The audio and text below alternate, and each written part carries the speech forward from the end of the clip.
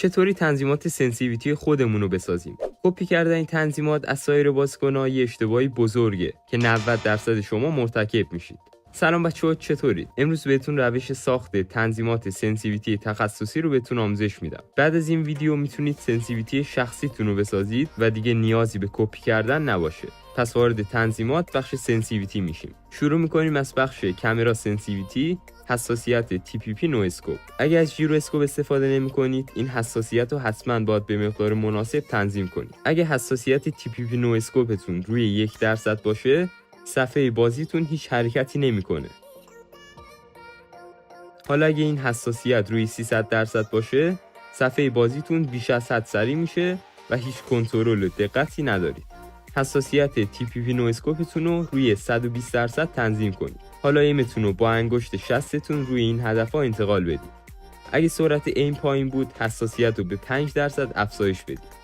حالا اگه حساسیت 120% براتون سریع بود، به 5% کاهشش بدید. چون سرعت انگشتا و سرعت گوشی هر بازیکن متفاوته. امکان داره سنسیویتی 120% برای یه سری سرعتی و برای یه سری کند باشه. پس با افزایش و کم کردن 5% از سنسیویتی میتونید به مقدار مناسبش برسید. این بود از حساسیت TPP نو اسکوپ که وظیفش تنظیم سرعت صفحه بازیتونه. حالا بریم سراغ بخش اسکوپا. حساسیت اسکوپ نقطه‌ای. اگه روی 1% تنظیم بشه، هیچ حرکتی نمیکنه.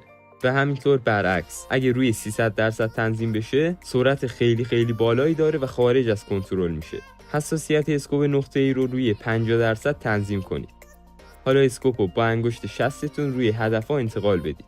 دقیقاً مثل دفعه قبل، اگه کند بود 5% افزایش بدید و اگه سریع بود 5% کاهش بدید. اینطوری میتونید با کم و زیاد کردن 5% سنسیویتی به بهترین مقدار مناسب سنسیویتی خودتون برسید. و حالا سایر حساسیت اسکوپا رو روی صفحه بهتون نشون میدم. میتونید سایر اسکوپا رو بین 3 تا 5% حساسیتش رو تغییر بدید تا به مقدار مناسبش برسید.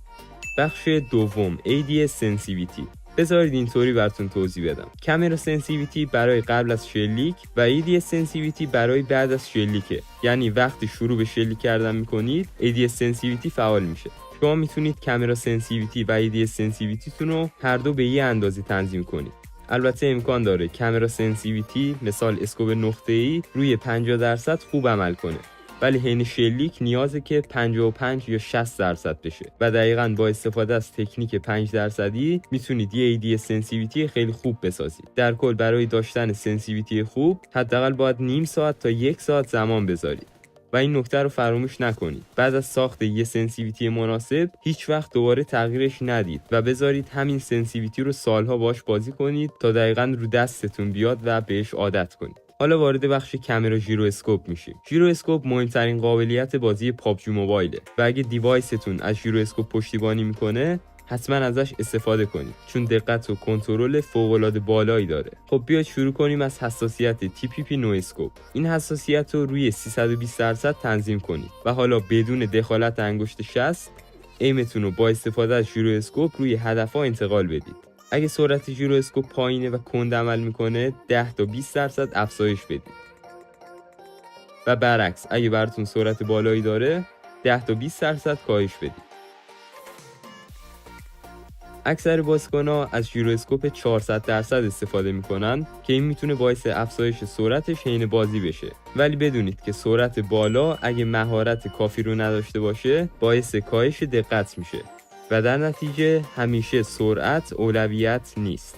حالا میرسیم به بخش اسکوپا. اسکوپ نقطه‌ای رو روی 320% تنظیم کنید. اسکوپ 2 رو روی 300%، اسکوپ 3 رو روی 270%، اسکوپ 4 رو روی 220%، اسکوپ 6 رو روی 120% و در آخر اسکوپ 8 رو روی 60% تنظیم کنید.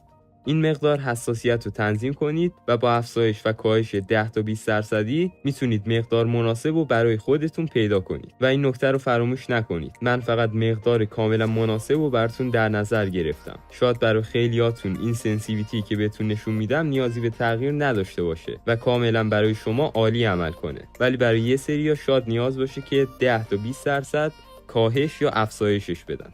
و حالا نوبت میرسه به ADS ژیرو اسکوپ. حساسیت ADS ژیرواسکوپ باید بالاتر از کامera ژیرواسکوپ باشه، چون حین شلیک نیاز به یه حساسیت قوی‌تر دارید تا بتونید اون لرزش اسلحه رو کنترل کنید. بعد از تنظیم کامera ژیرواسکوپ این گزینه رو غیر فعال کنید و دوباره فعالش کنید تا تنظیمات کامera ژیرواسکوپ و تنظیمات ADS ژیرواسکوپ یکی بشن. حالا حساسیت این اسکوپایی که بهتون میگم و 10 تا 20% افزایش بدید. اسکوپ نقطه‌ای، اسکوپ 2، اسکوپ 3، اسکوپ 4 و اسکوپ 6 رو 10 تا 20% افزایش بدید. اگه از مینی 14 و اسکوپ 8 استفاده میکنید پس بهتره که اسکوپ 8 رو روی 1% تنظیم کنید و همچنین TPP نواسکوپ نیازی به تغییر نداره. و حالا شما یه سنسیویتی خودساخته رو دارید که خودتون به مقدار مناسبتون تنظیم کردید. در کل اگه میخواید سطح گیم پلیتون بالا بیاد، اول از همه دیوایس و پینگ خوب و بعدش یه سنسیویتی عالی میتونه سطح گیم پلی شما رو حرفه‌ای کنه. کد سنسیویتی داخل ویدیو رو توی قسمت توضیحات و کامنت ها پین کردم. اگه سوالی دارید توی قسمت کامنت ها بنویسید، سعی میکنم همشون رو جواب بدم. خیلی دوستتون دارم و تا ویدیوی بعدی بدرود.